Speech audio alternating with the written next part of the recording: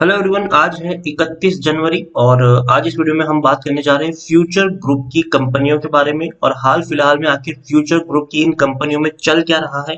और जो पिछले कुछ दिनों से जो चर्चा थी कि भैया किशोर बियानी और अमेजोन को लेकर जो डिस्कशन थी, हाई कोर्ट में भी ये मामला पहुंचा है, सुप्रीम कोर्ट में भी ये मामला पहुंचा हुआ है। और अभी अगर हम देखें तो काफी ज्यादा तथ्य निकाले गए हैं और हाल फिलहाल में किशोर बियानी जो फ्यूचर ग्रुप के भैया करता धरता है, उन्होंने एक लेटर लिखा हुआ है और उस लेटर में उन्होंने काफी सारी चीजें बताई है जिसके ऊपर ध्यान देना जरूरी है। वीडियो में हम इन तीनों कंपनियों के बारे में भी डिस्कस करेंगे और उन लेटर के बारे में भी डिस्कस करेंगे जो किशोर बियानी ने लिखा हुआ है। लेकिन उससे पहले अगर आपने अभी तक चैनल को सब्सक्राइब नहीं किया है तो प्लीज अभी इसे सब्सक्राइब कर लीजिए, क्योंकि आगे भी बहुत सारे वीडियोस हैं जो आपको काफी ज्यादा हेल्प करेंगे। उसके साथ साथ अगर आपने अभी तक मेरी टेलीग्राम चैनल को सब्सक्राइब नहीं किया तो उसको भी सब्सक्राइब करना मत भूलिएगा, लिंक आपको डिस्क्रिप्शन में मिल जाएगा। तो सबसे पहली अगर हम बात करें तो फ्यूचर ग्रुप की कंपनियां काफी सस्ते प्राइस पर अवेलेबल थी पिछले कुछ वक्त पहले। बाद में अच्छी खासी रैली भी हमें देखने को यहाँ पर मिल रही है। आप देखिए, पिछले एक महीने में अगर हम देखें तो एक महीने में 5% का ग्रोथ है। बढ़िया तेजी आई थी जब खबर आई थी कि सेबी के द्वारा अप्रूवल मिल चुका है इनकी रिलायंस रिटेल के साथ जो डील है उसके रिगार्डिंग। लेकिन बाद में गिरावट फिर से आई क्योंकि भैया अमेजोन जो है वो शांत नहीं बैठने वाला है और अमेजोन ने कई सारी अपील करी है कोर्ट में। और इसके चलते कहीं ना कहीं एक क्रिएट और एक कंफ्यूजन यहाँ पर क्रिएट अभी भी देखने को मिल रहा है। पिछले एक साल में अगर हम देखें तो ये वो कंपनी है जिनमें 51% की गिरावट है। तेजी आती है, गिरावट आती है। पिछले काफी वक्त से शेयर एकदम सुस्त पड़ा हुआ है। इससे पहले आप देखेंगे तो काफी सारी आपको कैंडल्स मिल जाएगी। देखिए पहाड़ बने हुए भैया, तेजी गिरावट, तेजी गिरावट, तेजी गिरावट। तो ये खबरें बहुत ज्यादा आ रही थी इसके रिगार्डिंग। लेकिन पिछले कुछ दिनों में वो खबरें अभी थम सी गई है। सेम अगर पिछले 3 साल में हम देखें तो 3 साल में फ्यूचर एंटरप्राइज के शेयर में 72% की गिरावट, अब कंटिन्यूअस शेयर टूट रहा है। फ्यूचर रिटेल का भी यही हाल है। एक महीने में देखेंगे तो इसके शेयर में भी जब सेबी का अप्रूवल मिला था तेजी थी। और ये सारी जो फ्यूचर कंज्यूमर भी अगर मैं आपको दिखाने की कोशिश करूं तो उसका भी सेम सिचुएशन होगा। रीजन किस भैया, सेबी का अप्रूवल मिला है और जो रिलायंस का प्लान है वो यही है कि फ्यूचर ग्रुप की सारी कंपनियों को मर्ज किया जाए और जिनके पास और एक कॉमन कंपनी बनाने का प्लान है फ्यूचर एंटरप्राइज। तो वो भी देखने वाली बात यहाँ पे इंटरेस्टिंग होगी। और यहाँ पर एक और चीज मैं अगर आपको दिखाऊं तो फ्यूचर ग्रुप ने भैया दिल्ली हाई कोर्ट में कहा है कि अगर ये डील नहीं हुई, रिलायंस के साथ इनकी डील नहीं हुई, तो कंपनी कोलैप्स कर जाएगी, कंपनी बर्बाद हो जाएगी, काफी लोगों की नौकरियां तक चली जाएगी। और ये बात सच भी है क्योंकि फ्यूचर ग्रुप के पास इतना सारा कर्जा है और उस कर्जे को चुकाने के लिए उनके पास एक लौता जरिया है, वो ये है कि वो अपनी कंपनी का हिस्सा बेचे रिलायंस रिटेल को। 24,000 करोड़ की ये डील है और अगर ये डील नहीं होती है तो इनके पास ये 24,000 करोड़ रुपए नहीं आएंगे, पैसा नहीं आएगा तो कंपनी नहीं टिक पाएगी, कंपनी नहीं टिक पाएगी। तो जो इतने सारे एम्प्लॉयज है फ्यूचर ग्रुप के, चाहे वो फ्यूचर रिटेल में हो, फ्यूचर एंटरप्राइज में हो, फ्यूचर कंज्यूमर में हो, फ्यूचर लाइफस्टाइल में हो, कई सारे एम्प्लॉयज की नौकरियां तक जा सकती है और ये खतरा इन्होंने खुद बताया है अपने लेटर में। दूसरी जो उन्होंने बात कही है कि भैया किशोर बियानी ने कहा है कि अमेजोन जो है वो कंफ्यूजन क्रिएट कर रहा है, उसके अलावा और कुछ भी नहीं कर रहा है। और ये लेटर जो उन्होंने लिखा हुआ है ये अपने जो इनकी फ्यूचर ग्रुप कंपनी है उनके एम्प्लॉयज को ये इनका लेटर लिखा गया है। और उन्होंने कहा है कि वो लोग जो है वो एक कैंपेन चला रहे हैं जिसमें मिसलीडिंग इंफॉर्मेशन को लीक कर रहे हैं। और ये सारी बातें किशोर बियानी जी ने अपने लेटर में लिखी हुई है अपने एम्प्लॉयज को। उसके अलावा भी आप देखिए कि किशोर बियानी अपने एम्प्लॉयज को ये सारी चीजें लिखी है। और कोरोना वायरस, जब से कोरोना पेंडेमिक आया था तब से उनकी जो फाइनेंशियल सिचुएशन थी फ्यूचर ग्रुप की वो कुछ अच्छी नहीं थी। तो इसके लिए उनके पास कोई चॉइस नहीं है पैसा रेज करने के अलावा। और पैसा रेज करने के लिए उनको रिलायंस रिटेल मिला जिसके साथ वो लोग डील करना चाहते थे। लेकिन अमेजोन नहीं चाहता कि भैया रिलायंस के पास ये डील चली जाए। तो किशोर बियानी ने कहा कि अमेजोन को उन्होंने काफी सारे खत लिखे थे, काफी सारी उनके साथ बातचीत हुई थी, लेकिन हर बार वो लोग कोई भी हेल्प करने को तैयार नहीं थे। तो एट द एंड उन्होंने जब रिलायंस रिटेल के साथ जाना पसंद किया तब अमेजोन ने बीच में अड़ंगा अड़ाया और अब वो ये डील नहीं होने देना चाहते हैं। देखिए अगर कोई छोटी मोटी कंपनी होती तो शायद मुझे लगता है कि फ्यूचर ग्रुप और रिलायंस की डील में कोई ज्यादा बड़ी दिक्कत नहीं आती। लेकिन अमेज़न कोई छोटी-बड़ी कंपनी नहीं है, दुनिया की सबसे बड़ी कंपनी है वो, और जो उसके मालिक है वो दुनिया के सबसे अमीर आदमी है। तो कहीं न कहीं ये बैकआउट तो नहीं करेंगे इतनी जल्दी, ये मामला जो है वो चलता जाएगा आने वाले कुछ दिनों तक।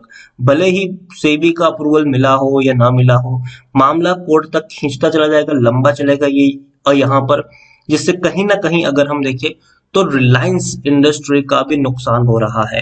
रिलायंस इंडस्ट्रीज भी आप देखिए 1845 रुपए तक पहुंच चुकी है। इसमें भी पिछले काफी वक्त से गिरावट का दौर जारी है। आप देखिए एक शार्प डिक्लाइन हमें देखने को मिला है। बहुत ही कम वक्त में 2100 रुपए से ये शेयर 1850 तक पहुंच चुका है, क्योंकि जब से ये डील अटकी हुई है तब से इनका जो रिटेल बिजनेस का ग्रोथ है वो अटक चुका है। रिलायंस की ग्रोथ अटकी है और फ्यूचर ग्रुप की तो भैया पूरी की पूरी जान अटक यहाँ पर चुकी है, क्योंकि कंपनी पूरी की पूरी तरीके से कोलैप्स कर जाएगी। देखिए जब तक पैसा नहीं आएगा, आपको सोचिए कंपनी अपना खर्चा कैसे चलाएगी, कंपनी अपने एम्प्लॉयज को सैलरी कैसे देगी, और यही सारी सिचुएशन अभी के वक्त में हो रही है। और अमेजोन जो है वो मुझे नहीं लगता कि क्योंकि काफी बड़ा ग्रुप है ये, इनसे टक्कर लेना काफी मुश्किल बात होगी। लेकिन फिर भी मुझे लगता है कि आज नहीं तो कल वक्त लगेगा, लेकिन रिलायंस के अंडर में ही फ्यूचर ग्रुप जाता हुआ देखने को मिल सकता है। ओवरऑल मैं इतना कहूंगा कि ये जो मामला है वो कुछ वक्त के लिए खींच सकता है, और जितना ये लंबा मामला खींचेगा उतना ही लंबा इसका शेयर प्राइस आपको इस तरीके से देखने को मिलेगा कि कैंडल्स बनेगी। जैसे कि आपको फ्यूचर एंटरप्राइज भी पिछले एक साल में अगर आप देखो तो बड़े बड़े पहाड़ आपको बनते हुए देखने को मिलेंगे। ऐसे ही पहाड़ ट्रायंगल फॉर्मुलेशन आपको देखने को मिलेगा। तेजी आएगी, फिर बाद में गिरावट आ जाएगी, फिर तेजी आएगी, फिर गिरावट आएगी, फिर तेजी आएगी, फिर गिरावट आ जाएगी। तो ये सिचुएशन आपको देखने को मिल सकती है आने वाले कुछ दिनों तक, कुछ हफ्तों तक, जब तक केस चलेगा, जब तक मामला क्लियर नहीं होता। क्योंकि सेबी ने अप्रूवल दे दिया, लेकिन उसके बावजूद भी अमेजोन का राइट है कि वो कोर्ट जा सकता है और मामला आने वाले कई सालों तक वो लटका के रख सकता है। और अमेजोन चाहता है कि मामला लंबा चले, क्योंकि अगर मामला लंबा चलेगा तो फ्यूचर ग्रुप का जो तेल है वो कहीं ना कहीं खत्म हो जाएगा, फ्यूल जो है इनका खत्म हो जाएगा, क्योंकि पैसा इनके पास है नहीं। और पैसा नहीं है तो भैया एट द एंड ये कुछ नहीं कर पाएंगे, कंपनी कोलैप्स तक हो सकती है इनकी, बाद में इनके असेट्स बेचने पड़ सकते हैं। तो ये सारी सिचुएशन यहाँ पर देखने को मिल सकती है। और अमेजोन का सबसे बड़ा जो टक्कर है इंडिया में, तो वो डेफिनेटली कहीं ना कहीं रिलायंस है, रिलायंस रिटेल है। और रिलायंस जिस तरीके से जियो मार्ट के द्वारा अपनी प्रेजेंस को बढ़ाने की कोशिश कर रहा है, तो अमेजोन भी नहीं चाहेगा कि वो किसी एक देश में दूसरे नंबर की कंपनी बन के रह जाए। वो जिस देश में काम करती है वहां पर पहले नंबर पे रहना चाहती है। तो अमेजोन के लिए भी एक प्रेस्टीज का मामला है, और रिलायंस के लिए भी अब ये प्रेस्टीज का मामला बन चुका है कि केस कहीं ना कहीं किसी ना किसी तरीके से रिलायंस के फेवर में आ जाए। और अगर रिलायंस के अंडर में फ्यूचर ग्रुप आ जाता है तो फ्यूचर ग्रुप का जितना फायदा नहीं है उससे 10 गुना फायदा कहीं ना कहीं रिलायंस इंडस्ट्रीज का होगा, क्योंकि रिटेल बिजनेस में वो एक बहुत ही बड़ी मजबूत पकड़ बना सकते हैं, जिससे फ्यूचर में इनको बहुत ज्यादा फायदा मिल सकता है। क्योंकि ये एक ऐसा बिजनेस है जिसमें कभी मंदी नहीं आने वाली है, ये लाइफ लॉन्ग चलेगा, ये बिजनेस ये लाइफ लॉन्ग चलेगा। इनका जो ऑयल और गैस का बिजनेस है वो शायद 10-12 सालों में खत्म हो जाए, लेकिन जो बिजनेस इन्होंने टेलीकॉम में एस्टेब्लिश किया है, जो बिजनेस इन्होंने रिटेल में एस्टेब्लिश किया है या फिर कर रहे हैं, वो लाइफ लॉन्ग चलने वाले बिजनेस है। तो ये बात रिलायंस भी जानता है, तो इसीलिए वो फ्यूचर ग्रुप को अक्वायर करने के लिए काफी ज्यादा इंटरेस्टेड भी है। तो कहीं ना कहीं अभी जो पूरा मामला है वो पूरा कह सकते हैं कि कोर्ट में है, और कोर्ट के चक्कर अभी इतनी जल्दी खत्म नहीं होंगे। लेकिन मैं कहूंगा कि अगर आपने फ्यूचर ग्रुप के किसी भी शेयर्स में खरीदारी की है और आप लंबा रुक सकते हो और आप लॉस में हो तो बने रह सकते हो, ठीक है, पैनिक में आकर निकलने की जरूरत नहीं है। इवन रिलायंस इंडस्ट्रीज में भी आपने खरीदारी की है तो आप यहाँ पर बने रह सकते हो, कोई पैनिक की जरूरत नहीं है।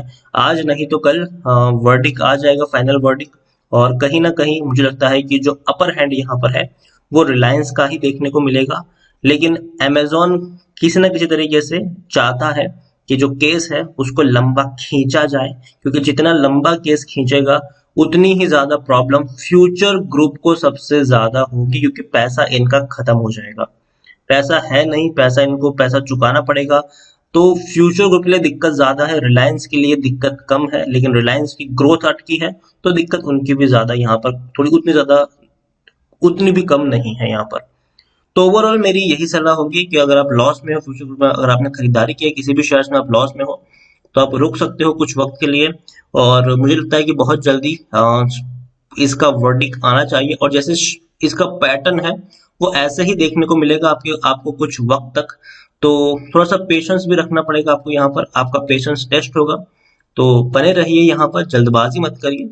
लेकिन हाँ, ये वो शेयर भी नहीं है जहां पर आप एक बहुत बड़ी क्वांटिटी खरीद ले, जैसे कि 10 लाख या 20 लाख का इन्वेस्ट कर ले, 1 लाख का इन्वेस्ट कर ले। ऐसी जल्दबाजी मत करना।